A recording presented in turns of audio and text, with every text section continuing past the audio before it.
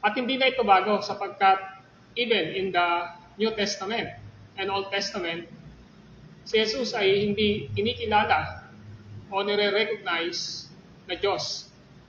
Most of the people sa mga nabanggit kong panahong ito ay kumikilala lang kay Jesus na tao at tagapagligtas o Panginoon. Pero hindi siya equal sa God the Father. At ito ay pinangunahan ng pinaka-sikat na nagtuturo ng Biblia noong panahong iyon. Ang pangalan ay si Arius. At ito ay tinawag na Arianism.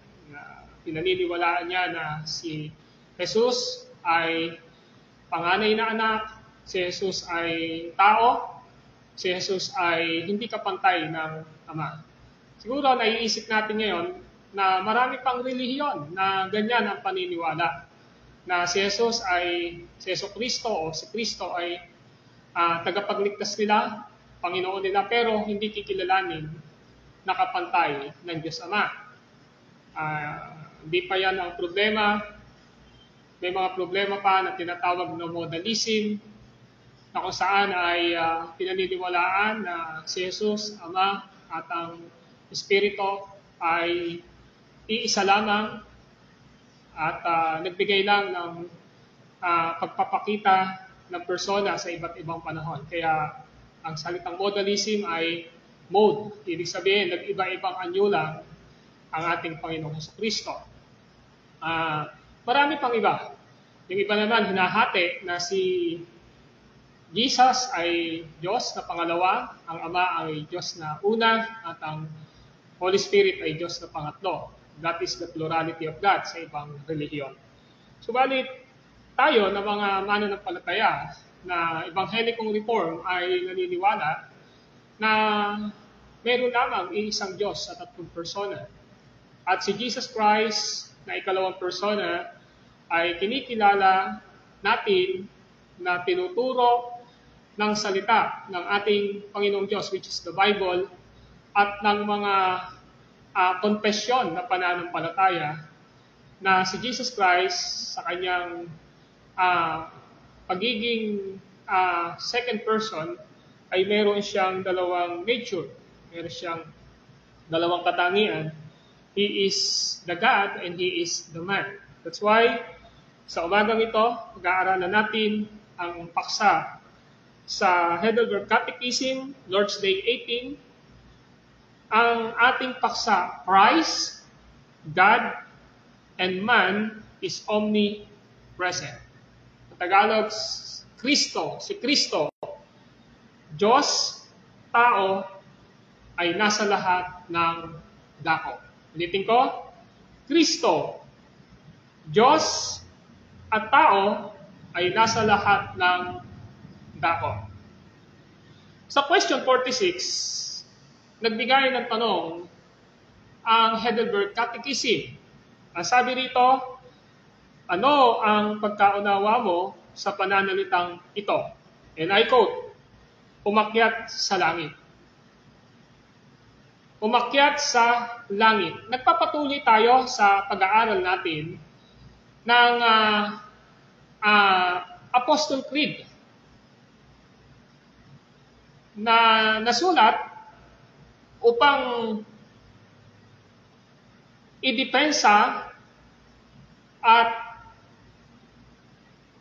bigyan ng matibay na aral ang totoong mga Kristiyano sa pagpapakilala ng Diyos na siya ay isang Diyos, subalit nagpahayag sa tatlong persona. Kaya doon sa may Apostle Creed, nakikita natin, sumasampalataya ako sa Diyos Amang makapangyarihan sa lahat ng may lalang na langit at lupa. Sumasampalataya ako kay Kristo Jesus na pinanganak ni Birhen Maria, nagdusa sa hatol ni Poncio Pilato, namatay, nilibing at umakyat sa langit. Yun yung pinag-aaralan natin. Nakasentro tayo ngayon kay Kristo sa buktong na anak ng Diyos. Yung ikatlo, makikita natin doon sa article na yon, sumasampalataya ako sa banal na Espiritu at sa iglesyang naganap. Itong pananalitang sinisipi natin, na sabi ko ay galing sa Apostle Creed, ay mayroong sipi na ganito, umakyat sa langit. So, umakyat si Kristo Jesus sa langit. Kung naalala nyo, pinag-aralan natin noong mga nakaraang discipleship training class natin na si Kristo ay namatay, di ba? Nagdusa sa hatol ni Poncio Pilato, namatay, tapos inilibing, tapos muling nabuhay, at ngayon ay pinag-aaralan natin yung salitang umakyat sa langit. Kaya ang tanong natin, pakinggan po natin mabuti, ano ang pagkakaunawa mo sa mga pananalitang ito? Umakyat sa langit. Si Kristo Jesus ay umakyat sa langit. Ang sagot, na si Kristo sa paningin ng kanyang mga alagad mula sa lupa ay iniakyat sa langit.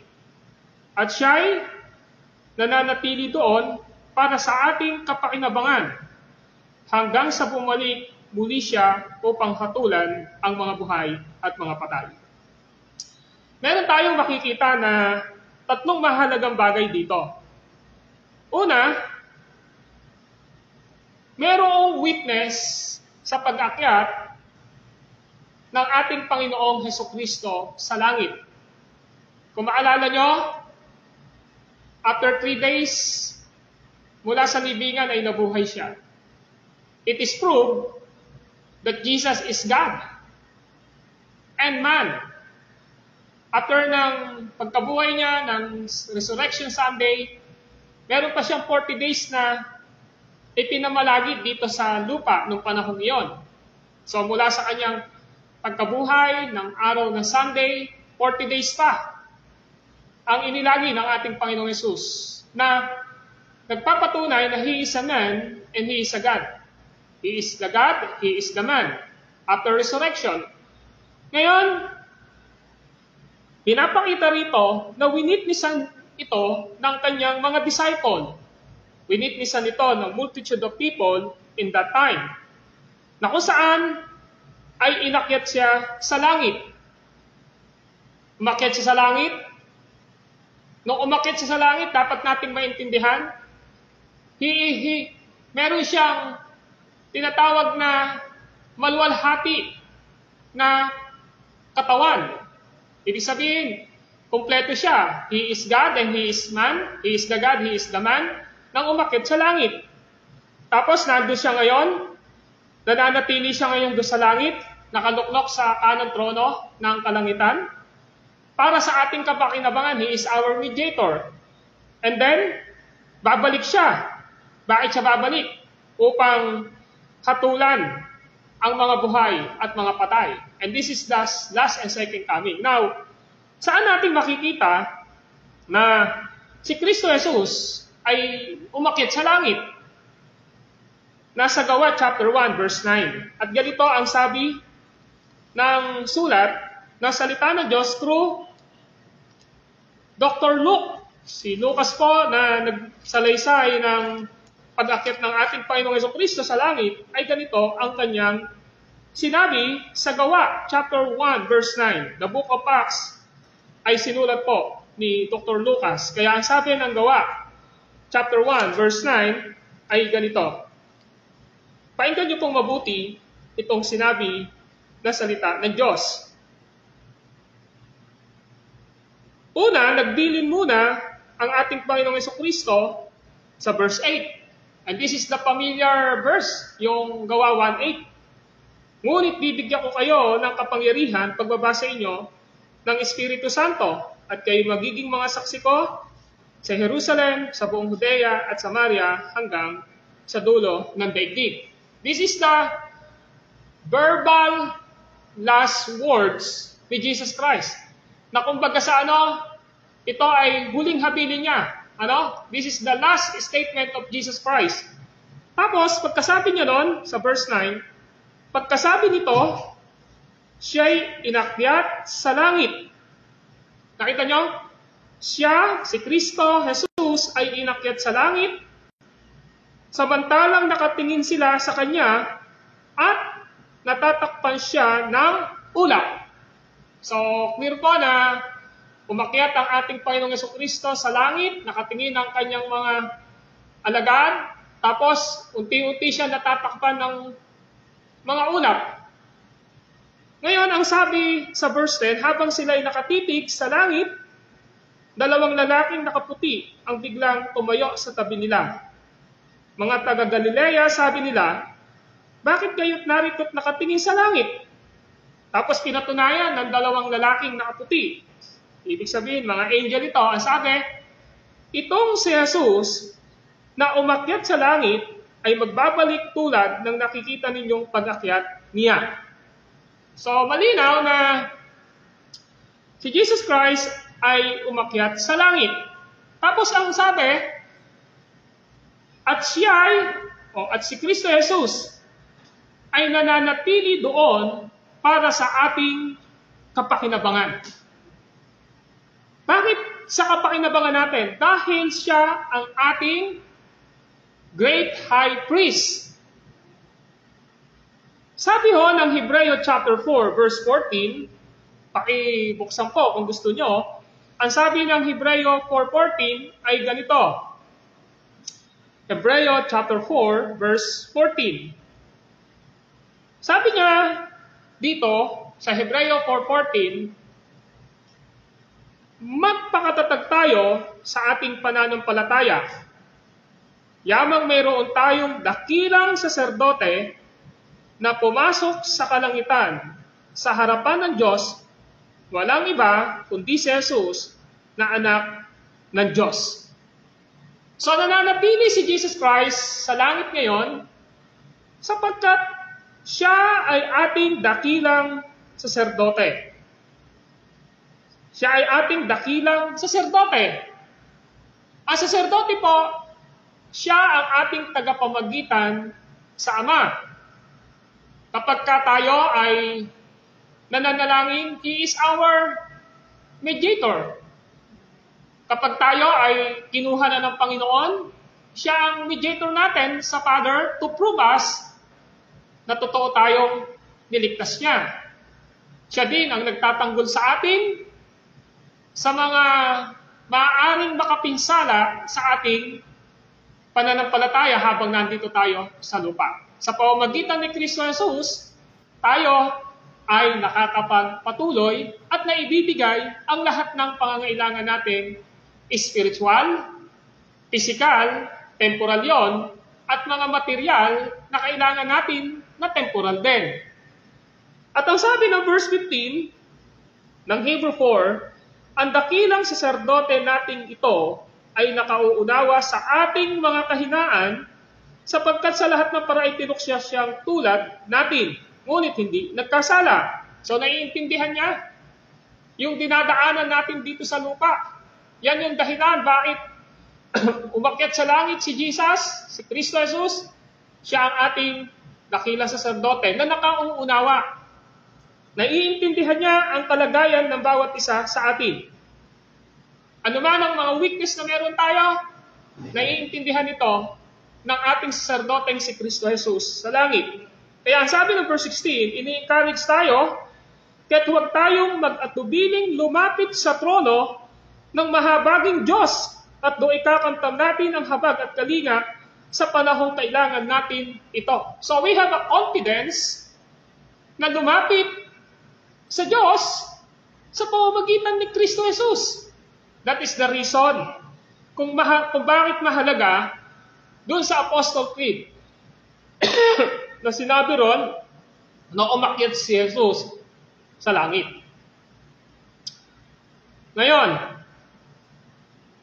mananatili ba si Kristo sa langit? Opo. Pero, nagtakda yung Diyos ng isang araw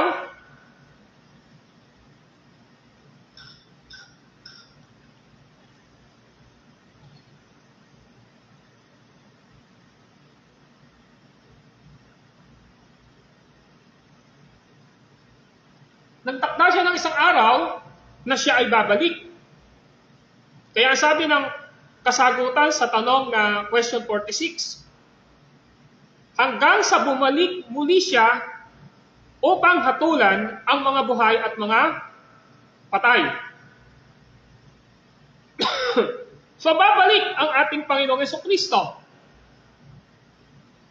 Katulad ng sinasabi sa Gawa chapter 1. Ano ang sabi doon?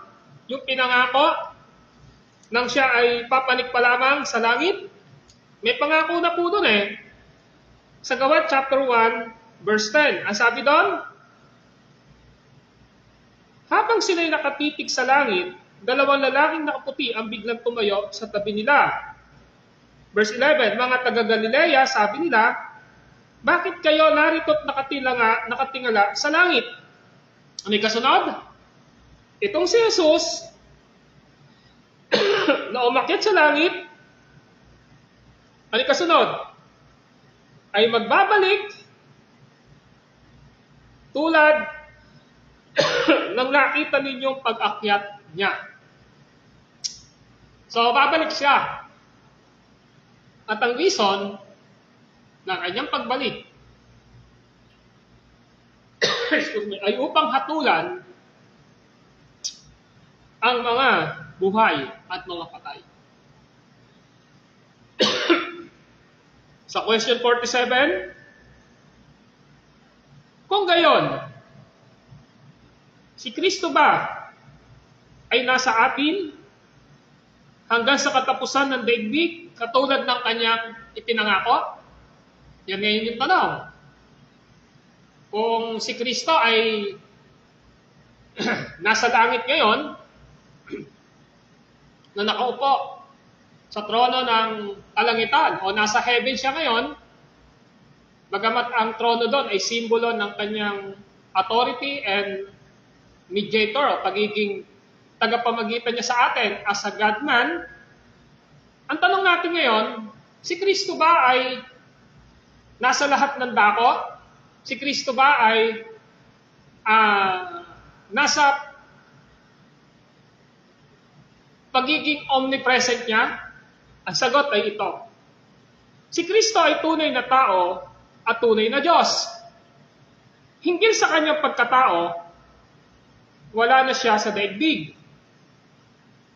Ngunit, hinggil sa kanyang pagka-Diyos, kaluwalhatian, kagandahang loob, at espiritu, hindi kailanman siya nawawalay sa atin. Pakinggan niyo pong mabuti. So si Jesus Christ, sa kanyang pagiging Diyos,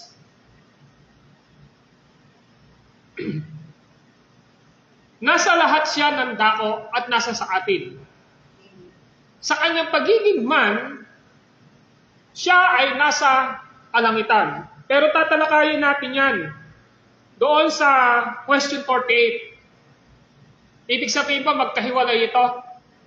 Matatalakay natin yan. So, ibig sabihin, si Kristo ay tunay na tao at tunay na Diyos. Hinggil sa kanyang pagkatao, wala na siya sa daigdig. Ngunit hinggil sa kanyang pagka-Diyos, kaluwalhatian, kagandahang loob at espiritu, hindi kailanman siya nawawalay sa atin. Ano ang sabi ng Matthew chapter 28 verse 28-20? Ang sabi ng Mateo 28-20, tandaan ninyo, ako'y laging kasama ninyo hanggang sa katapusan ng sanlibutan o ng panahon. So sinabi niya, ako'y laging kasama ninyo. I am with you always. Eh, yung salitang always po, o palagi, ay nagpapakita po ito ng tinatawag na eternal na pagsama ng Diyos sa atin hanggat hindi siya bumabalik dito sa lupa. Tandaan ninyo, sabing ganon, ako'y laging kasama ninyo hanggang sa katapusan ng sanlibutan. Sa Juan chapter 16, verse 28, meron pong sinabi doon. Sa Juan chapter 16, verse 28. Ano sabi doon sa verse 28? John 16:28. Ako'y mula sa Ama at naparito sa sanlibutan. Ngayon aalis ako sa sanlibutan at babalik sa Ama. So tingnan nyo, hindi pa namamatay si Jesus Christ dito sa John chapter 16, sinabi na niya, bago siya mamatay, ang sabi niya, babalik siya sa Ama. Ako'y mula sa Ama at naparito sa sanlibutan, ngayon aalis ako sa sanlibutan at babalik sa Ama. Yun ang gustong ipakita ngayon sa atin dito, na ang ating Panginoong Jesucristo, sa kanyang katangian na tao, hindi natin siya kasama ngayon. Amen po ba? Dahil nasa heaven siya. Pero sa kanyang katangiang Diyos, malinaw na sinasabi ng Biblia na siya ay kasama natin hanggang sa katapusan ng sanlibutan o ng panahon. Alam niyo, marami pa pong passage na pwede tayong tingnan dyan. Makikita rin natin yan sa Gawa 3:21, John chapter 3, verse 13. So, ibig sabihin, si Kristo Jesus ay sumasa atin at kasama natin sa kanyang katangian na Diyos. Subalit, pansamantala sa kanyang katangiang tao, siya ay hindi natin kasama. Tinalakay ngayon ang follow-up question dito sa tanong na yon. Sa question 48. Ito ang sabi sa tanong 48. Subalit kung ang kanyang pagkatao ay hindi kasama sa kung saan nasaan man ang kanyang pagka-Diyos, nangangahulugan ba na ang dalawang kalikasang ito ni Kristo ay nagkakahiwalay sa isa't isa? So ang tanong ngayon, kung si Kristo, ang kanyang katawan ay nasa langit, at ang kanyang pagka-Diyos ay narito sa atin, ang tanong natin ngayon, magkahiwalay po ba ang kanyang katangiang ito? Yun ang tanong sa question 48. Subalit kung ang kanyang pagkatao ay hindi kasama sa kung nasaan man ang kanyang pagka-Diyos, ang tanong natin ngayon, nangangahulugan ba na ang dalawang kalikasang ito ni Kristo ay magkahiwalay sa isa't isa? Magkahiwalay ba siya? Ito ang sagot, hindi. Nung sinabi ni Jesus Christ, nung pumanik siya sa langit, andun ang kanyang katawan, pero ang sabi niya, ang kanyang pagiging pagka-Diyos, yung pagka-Diyos niya ay nasa atin, ang sabi ng Biblia, hindi magkahiwalay ito. Hindi magkahiwalay. Ang sabi, hindi. Sapagkat kung ang pagka-Diyos ay hindi nalilimitahan at nasa lahat, excuse me, nangangahulugan na ang pagka-Diyos ay hindi nalilimitahan ng kanyang pagkakatawang tao. Diyos siya eh. Ibig sabihin, parang sinasabi natin ngayon dito, kung eto ako, na nandito ako, tapos ang lawak ng nasasakop ng nakikita ko, ibig sabihin, dahil ba nakikita ko yung mga nandoon, parang nandoon na rin ako, nalalaman ko kung ano yung nangyayari doon. Ibig sabihin, hindi siya kayang limitahan. Kaya ako nakikita yung lahat ng iyan dahil sa aking pagkatao. Tama po ba? Ganon din sa ating Panginoong Jesucristo. He is now in heaven, pero nakikita niya at nalalaman niya ang lahat ng bagay. Ngayon, tingnan natin. Sa Gawa chapter 7, verse 49, sinasabi ron, hindi nalilimitahan ang pagka-Diyos ni Kristo sapagkat siya ay nasa lahat ng dako. Gawa 7:49. Ang sabi ho doon, sa Gawa chapter 7, verse 49, tingnan niyo lang po. Gawa chapter 7, verse 49.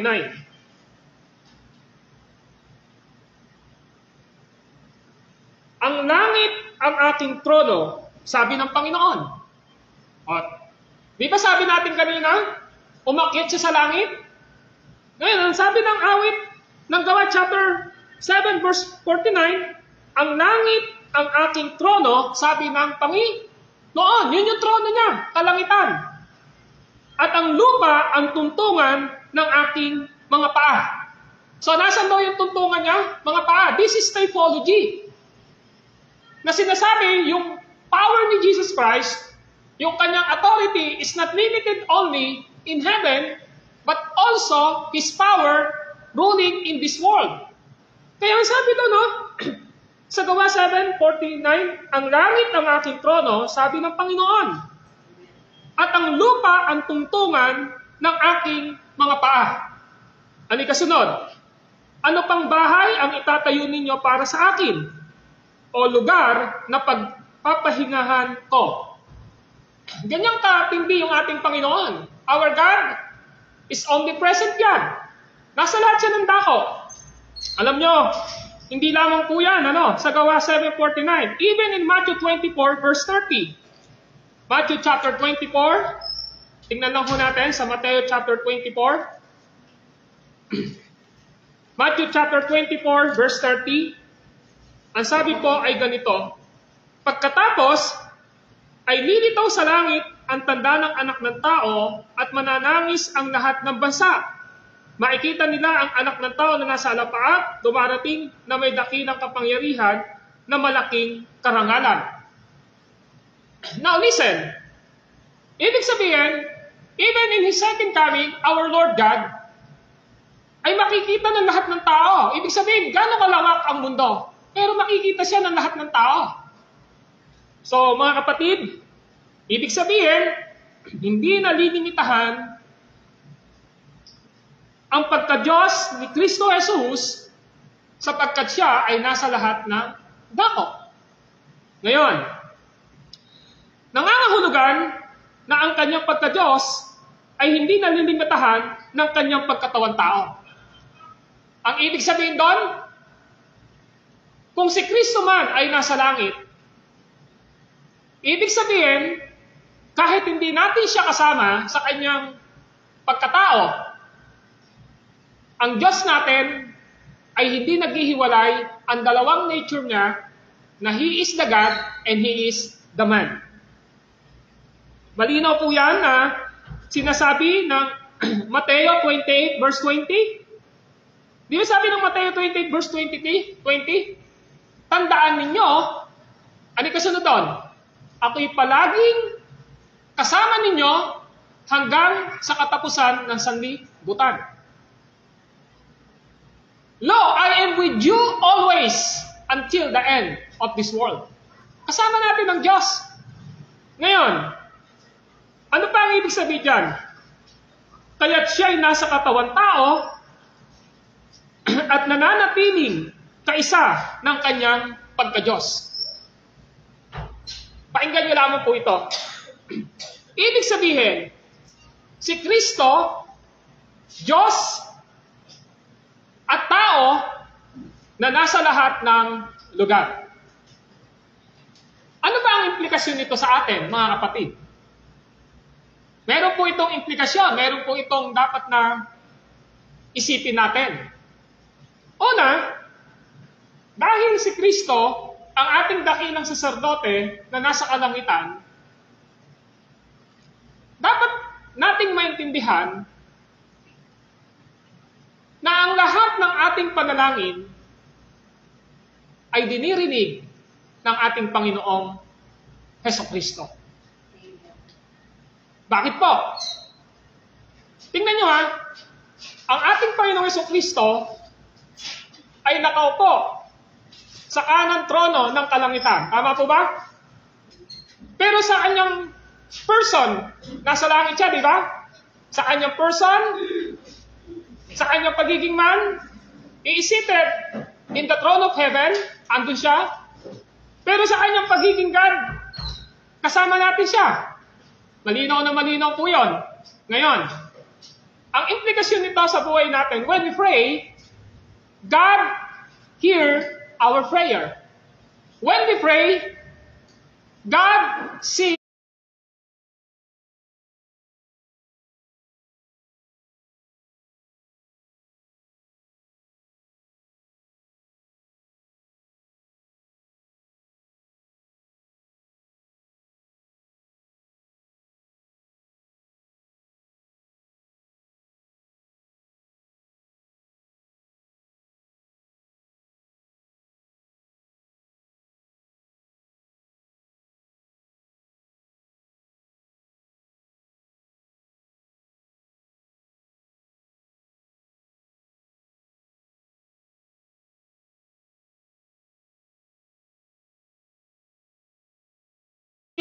us. Ano ang sabi ni Apostle Peter sa ikalawang Pedro? Gusto kong bigyan kayo ng biblical na pananaw patungkol sa pagpapray natin. Sa unang Pedro, kabanatang 3, ang talata ay 12.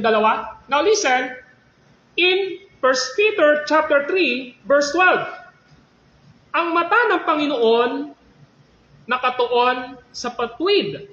Panalangin nila ay malugod na agad na dinirinig. You see,